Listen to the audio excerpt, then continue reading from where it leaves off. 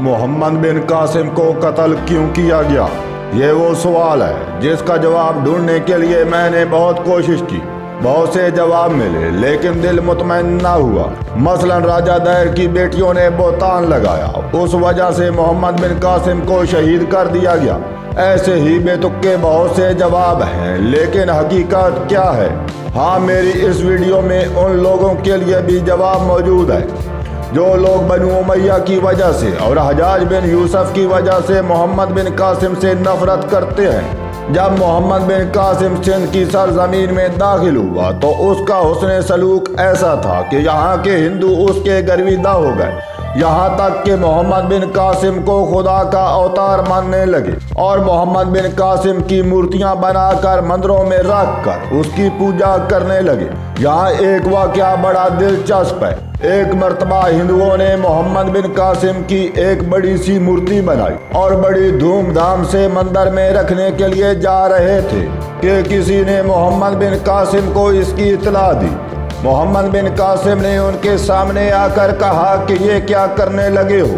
تو ہجوم نے جواب دیا کہ ہم آپ کی مورتی مندر میں رکھ کر اس کی پوجا کریں گے۔ یہاں محمد بن قاسم نے نہایت عمدہ جواب دیا، کیا آپ لوگ چاہتے ہیں کہ آپ کے اس کام کی وجہ سے میرا خدا مجھے سزا دے؟ سب یک زبان ہو کر کہا کہ ہرگز نہیں۔ تو محمد بن قاسم نے کہا کہ اگر آپ نہیں چاہتے کہ میرا خدا مجھے اس وجہ سے سزا دے تو اس مورتی کو توڑ دو۔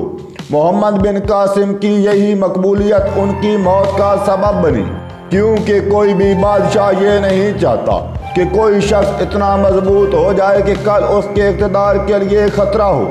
خلیفہ سلیمان بن عبد الملک نے محمد بن قاسم کی مقبولیت سے خوفزدہ ہو کر انہیں واپس بلا کر شہید کروا دیا۔ حالانکہ محمد بن قاسم کو جس طریقے سے واپس بلایا گیا تھا اس حساب سے محمد بن قاسم کو اپنا انجام واضح نظر آ رہا تھا۔ اگر محمد بن قاسم واپس جانے سے انکار کر دیتے تو بہت سے لوگ کٹنے مرنے کے لیے تیار تھے، لیکن انہوں نے ایسا نہ کیا۔ یہ جانتے ہوئے کہ میرے ساتھ کیا کیا جائے گا، چپ چاپ واپس چلے گئے، صرف اس لیے کہ کہیں میری وجہ سے امت مسلمہ میں خانہ جنگی نہ ہو۔ لوگ کہیں گے کہ سلیمان بن عبد الملک نے تو حجاج بن یوسف کو بھی گرفتار کر کے جیل میں ڈال دیا تھا۔ یہاں یہ بتانا ضروری ہے کہ یہاں پر وجہ حجاج کے ظلم نہیں بلکہ اقتدار تھا۔